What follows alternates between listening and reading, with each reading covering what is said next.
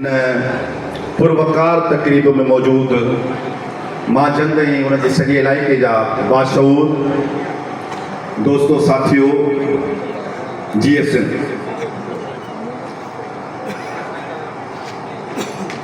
असांजो हिकिड़ो ख़ूबसूरत शाइर उस्ताद मीरल जो हिकिड़ो शेर आहे मुश्ताक छाकाणि तव्हांजे सन जो हो मोहब्बत में मिछड़ा मिठा थी पयासी मोहब्बत में मिछड़ा मिठा थी पयासी पिरी चाह में बस चिटा थी पयासी जीअं जंड पीहे थो अन जे दाणनि खे तीअं अॼु असीं बि अटा थी पयासी ऐं कम वारी शइ जेका चई आहे उस्ताद मीरल हुआसीं त गदला किना यार मीरल हुआसीं त गदला किना यार मीरल अवां सां गॾियासीं सुठा थी पयासीं। मां चयो हिकिड़ो तमामु वॾो सुघड़ शायदि हिन नई टही खे ख़बर न हुजे बज़ाहिर हू असांजी आॾो इहो हो त हू सेठ हो ऐं वाकई हू रुगो पैसे में सेठ कोन हो हू सोचनि जो बि सेठ हो ख़्यालनि जो बि सेठ हो ख्वाबनि जो बि सेठ हो उनजो नालो सेठ अली मेमण सेठ सलेमान मेमण जो पीउ ऐं मशहूरु हो अली कोरी उनजो को शेर इन करे थो ॿुधायां त जीअं अॼु जी हिन तकरीब में उन मांझनि जे माण्हुनि खे पाण यादि कयूं जिन सन जे माण्हुनि खे मीरल खे पाण यादि कयूं माण्हू फ़क़ीर तबियत हुजणु खपे वॾाई ख़ुदा खे जुदाई थी असीं सभु माण्हू मिटीअ जा आहियूं ऐं मिटी थी वेंदासीं असांखे उॾई वञिणो आहे जिते कुल्फ़ यकून खां माण्हू आया वञनि पिया ऐं असां सभु वेंदासीं ज़िंदा फ़क़ति किरदारु रहंदो ज़िंदा सच रहंदो बाक़ी सभिनी कूड़नि खे मौत मारे छॾींदो असां वटि माण्हू बाज़ारी ॾिसंदा आहियूं पाण त हलनि था ॼण ज़मीन खे थोॾीनि था एॾी वॾाई ऐं तकबर आहे सेठ अली चवे थो त उॾामी त मख आहीं उॾामी जे मख बि उॾामे पई तूं उॾामी पियो तरंदो अची कहिड़ो जेको सो छा थींदो उॾामी त मख बि पई उॾामी त मख आहीं तरी त कख आहीं पर जे अदा चङी थी ऐं चङा कम करी पोइ तूं लख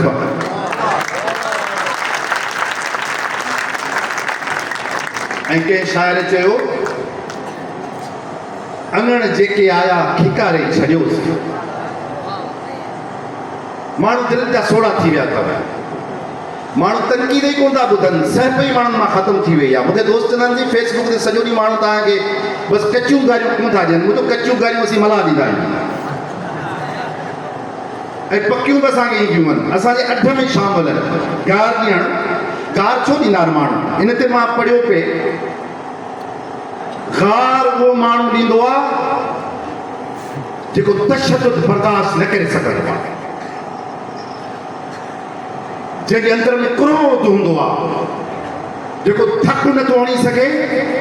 पर पंहिंजे लफ़्ज़नि में पंहिंजे गार सां मज़ामत करे थो इन करे क्रोधी माण्हू जेके आहिनि उहे समाज लाइ तई कारामत माण्हू थींदा आहिनि असीं मला इन करे कचियूं पकियुनि गारियुनि ॾियण में बिल्कुलु मास्टर आहियूं असांजी डॉक्टरेट थियल पर असां में वरी सहबब आहे छाकाणि दरिया जा माण्हू आहियूं न दरिया जे किनारे जा माण्हू आहियूं अली बाबा लिखियो दंगीअ में दरिया जंहिंखे उन वक़्तु PTA जो ड्रामो हो उन वक़्तु आलमी ड्रामनि में बि उन पर मिलियो हो दंगीअ में दरियाउनि में करेक्टर जेके हुआ उहे सभु मलाहनि जा हुआ उन में हिकिड़ी मलाह माई जी ज़रीना बलोच जो किरदारु अदा कयो उहो ठेकेदार हुनखे तंग थो करे जेका मच्छी मारे थी रोज़ु खणियो वञे जीअं अॼुकल्ह मलाह सां थिए थो हूअ मलाह सां नफ़रत कबी हथ बि कोन ॾिबसि जब खिखे आणू आई मुआ आणू आई मीर पर आई सलाम कोन कबसि पट ते विहार बस इज्जत कान कबिस पर ठंड जो ठीको जरूर को भोतार सरदार वडेरो सैयद खणदो वो ठंड जो ठीको छो खणदो करोड़ रुपया कमाए दो ने करे खणदो तो दंगी मजे दरिया में भी यो देखारे ओली बाबा त मच्छी हुआ मुहाणी दी मारे खणो के तो वने ठेकेदार वो तंग थी चवेस थी दीदी जरीना बलोच जो कैरेक्टर अदा कयो आ वो तंग थी चवेस थी त मुआ इन दरिया में जॾहिं मच्छियूं बि कोन थी जॾहिं मुंहिंजे पेट में गारियूं सो गारियूं असांजे अठ में आहिनि पर असीं गार नथा ॾियूं वक़्त जो सच जॾहिं पेश कयूं था त पोइ समाज में कावड़ थिए थी असांजे अखियुनि ते पर मुंहिंजो ई ख़्यालु आहे त अङण जेके आया खिकारे छॾियोसीं वयो वापरियो पियो विसारे छॾियोसीं असां कीअं कयूं एतिरी असां में सह पई रवादारी हुजनि था जनरेटर बंद थी कंटिन्यू कयो शुरू थे तो कंटिन्यू कयूं आवाज आए आवाज वो यहाँ कौन था बुता वो दे रहा ये काम नहीं करे वो सारे करे आई को जनरेटर को बंद किया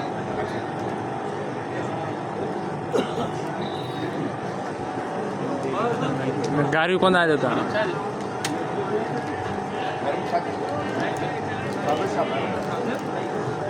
पंजाब साम्राज्य साजिश किन नाल पोयन के मां कोन को ॾिसी सघां मूंखे त ज़रूर तव्हां ॾिसंदा हूंदो त समाज जे अंदरि सहत पई रवादारी पैदा करणु तमामु ज़रूरी आहे त असां हिक ॿिए खे ॿुधूं ऐं हिक ॿिए खे दिलि खोले ॿुधूं अॻे ईअं थींदो हो जेको वॾो इंस्टीट्यूट हो पाण वटि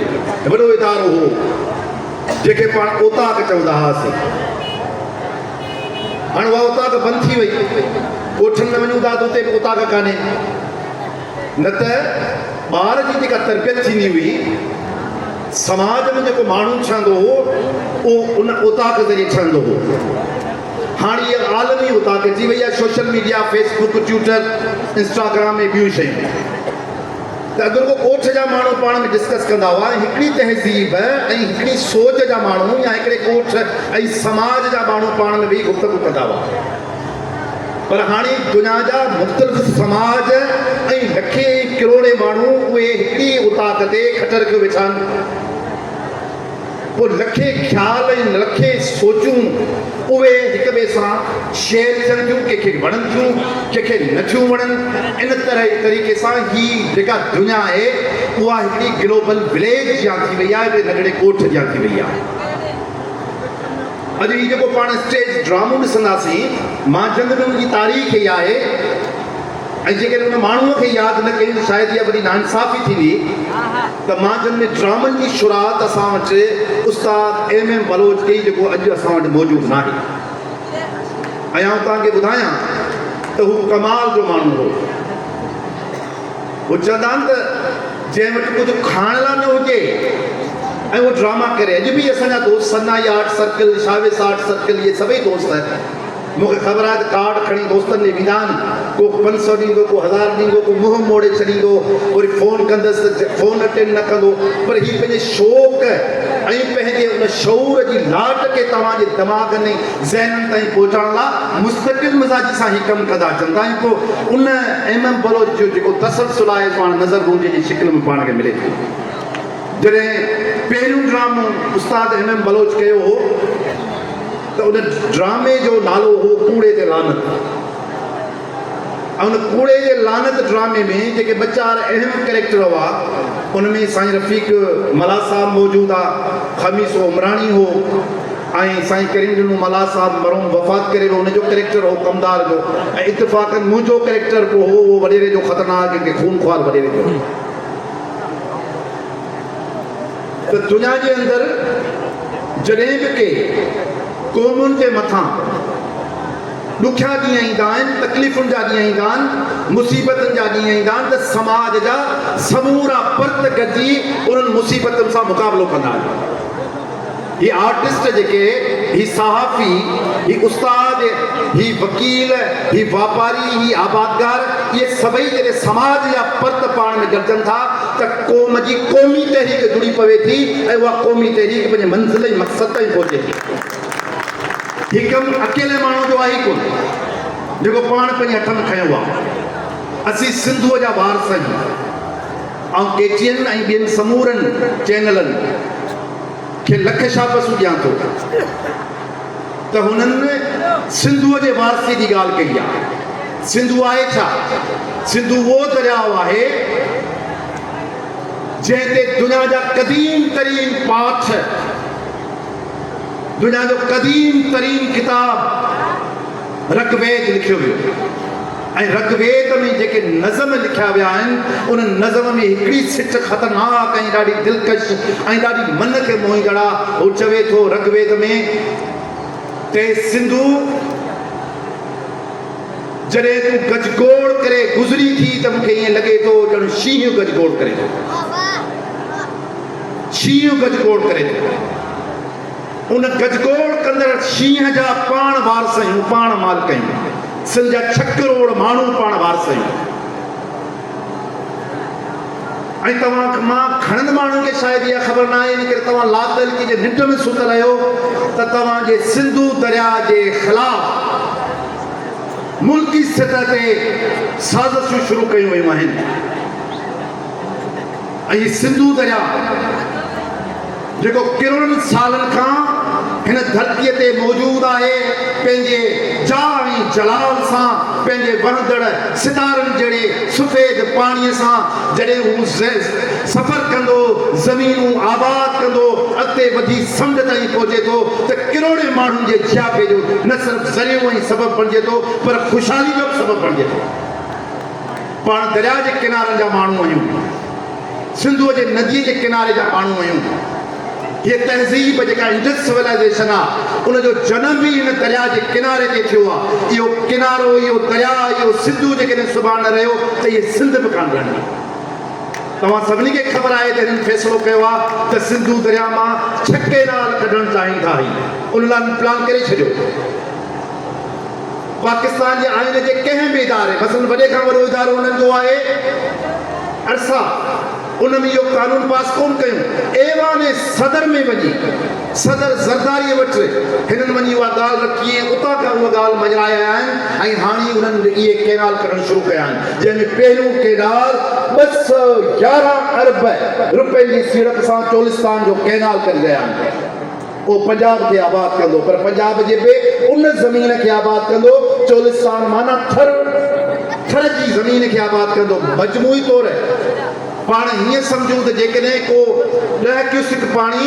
जेकॾहिं आम ज़मीन जे 200 एकड़ ज़मीन खे आबाद करे थो त चोलिस्तान जे ज़मीन लाइ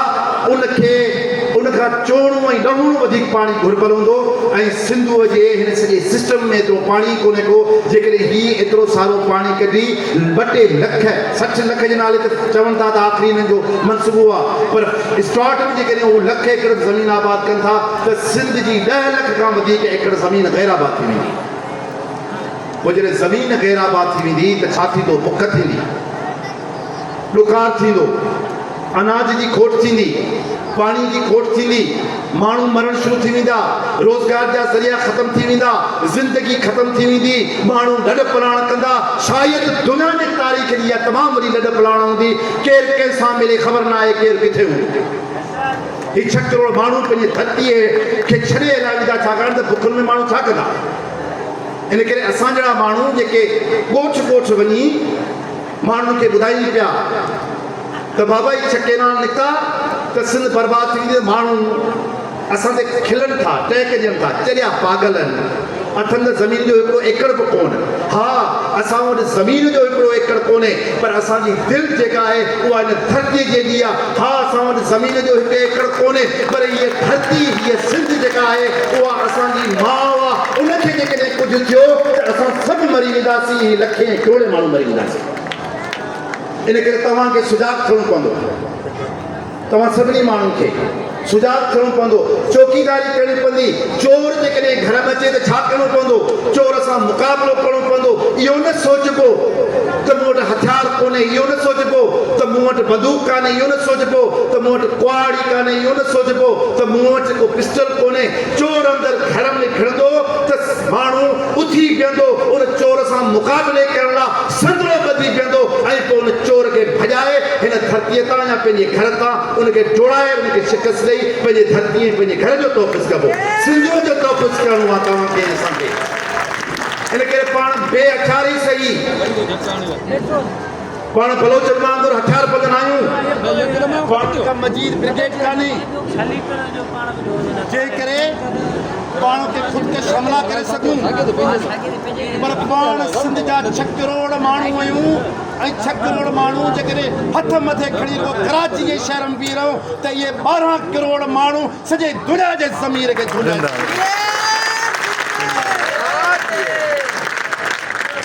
इन करे पंहिंजी अफ़रादी ताक़त ऐं क़ुवत खे संभालण जी ज़रूरत आहे, उनखे गॾु करण जी ज़रूरत आहे, उनखे सहण जी ज़रूरत आहे ऐं सभिनी खे हिमतुनि सां पंहिंजे दरिया पुट खे बचाइण लाइ समूरा इख़्तिलाफ़ ख़तमु करण जी ज़रूरत आहे। नज़रियाती इख़्तिलाफ़ ख़तमु, फ़िक्री इख़्तिलाफ़ ख़तमु, सोचनि जा इख़्तिलाफ़ ख़तमु, ख़्यालनि जा इख़्तिलाफ़ ख़तमु, नस्लनि जा इख़्तिलाफ़ ख़तमु। छाकाणि त सिंधू दरिया वियो त असीं कोन बचंदासीं, इहे फ़िक्र ऐं नज़रिया ऐं सोचूं छा कंदियूं। इन करे समूरनि माण्हुनि खे, सिंध जे 6 करोड़ माण्हुनि खे पंहिंजे हिन सिंधू दरिया खे बचाइण लाइ सिंध जी वारसी करण जी ज़रूरत आहे। ऐं उहा तॾहिं थींदी त जॾहिं बि तव्हांखे केरु बि सॾु करे, मसइलनि अॼु हिननि सॾु कयो पाण जी सभु गॾु थिया आहियूं, रुॻो ड्रामे लाइ गॾु थिया आहियूं छा, सूफ़ी सतार जे नाच लाइ गॾु थिया आहियूं छा, हे कथक ॾिसण लाइ थोरी गॾु थिया आहियूं, पर हिन जो जेको टाइटल आहे त असीं सिंधूअ जा वारस आहियूं। असां सभु इन लाइ अची गॾु थिया आहियूं त हिन सिंधूअ जी वारसी कयूं ऐं सिंधूअ जा जेके दुश्मन आहिनि, पाकिस्तान जी जेका इस्टेब्लिशमेंट आहे, पाकिस्तान जी जेका फ़ौजी राज कंदड़ जेका आहे इस्टेब्लिशमेंट, उनखे असीं इहो ॿुधाए सघूं त सिंध जा 6 करोड़ माण्हू अञा जीअर आहिनि, उहे मुआन आहिनि, उहे सिंधूअ खे मरण न ॾींदा।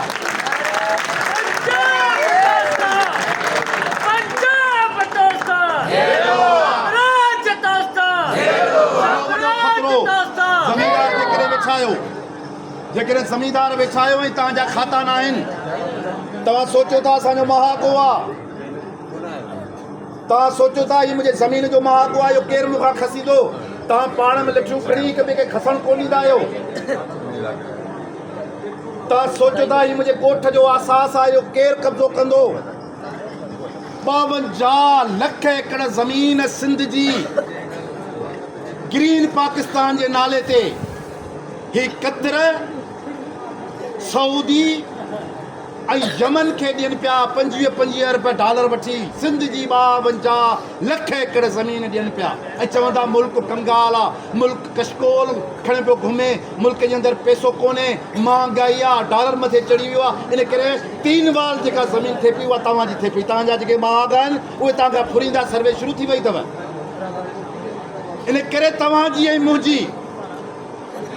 मुंहिंजे ईंदड़ नस्लनि जी, मुंहिंजे ॿारनि, तव्हांजे ॿारनि जी मजबूरी आहे त असां पंहिंजे ज़मीनुनि खे, असां पंहिंजे वतन खे, असां पंहिंजे दरिया खे बचाइण लाइ मुतहिद ऐं मुनज़म थियूं ऐं जेको सॾु थिए उन सॾ में गॾु थी हिक ॿिए सां इख़्तिलाफ़ ख़तमु करे गॾिजी थिए।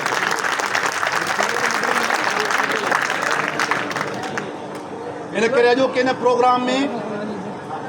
शामिल सभिनी दोस्तनि खे आउं दावत ॾियां थो, बंदोबस्तु असीं कंदासीं जेको असांजो ग़रीबाणो हाल आहे। असांजो ज़मीन जो एकड़ कोन्हे, सही ॻाल्हि कयो था, पर मूं चयो त हीअ सिंध असांजी आहे, उनजे बकाला बंदोबस्तु असीं कंदासीं। 8 तारीख़ कराचीअ में असीं लखे औरतूं ऐं मर्द गॾिजण जो प्लान कयो वेठा आहियूं, तव्हांजे आसिरे ते, सिंधी माण्हुनि जे आसिरे ते। त गवर्नर जेको वफ़ाक़ जो नुमाइंदो आहे उनखे ॿुधायूं त हीअ धरती असांजी आहे, हीअ सिंधू असांजो आहे। ऐं तव्हां सभिनी दोस्तनि खे दावत ॾियां थो त 8 तारीख़ तव्हां असां सां गॾिजी कराची हलो। असांजो जेको ग़रीबाणो हाल आहे गाॾी फराम कंदासीं, रस्ते ते तव्हांखे मानी बि खाराईंदासीं, तव्हांखे गरम गरम चांहि बि पीआरींदासीं ऐं पंहिंजे वतन जे वारसीअ ऐं पंहिंजे सिंध जे वारसी वारे जॾहिं बि सिंध सॾु कयो त पोची पट ते वर वियो जॾहिं बि सिंध सॾु कयो त पोची पट के वर वियो ऐं जोड़े से जथा जथा ते घोड़ियूं सिर मथा मथा न हिच किया न हिब किया न दम दिलेर धक किया अजाई तरोजी ते अड़ाई तिनसा चंगा जंग जंग जंगा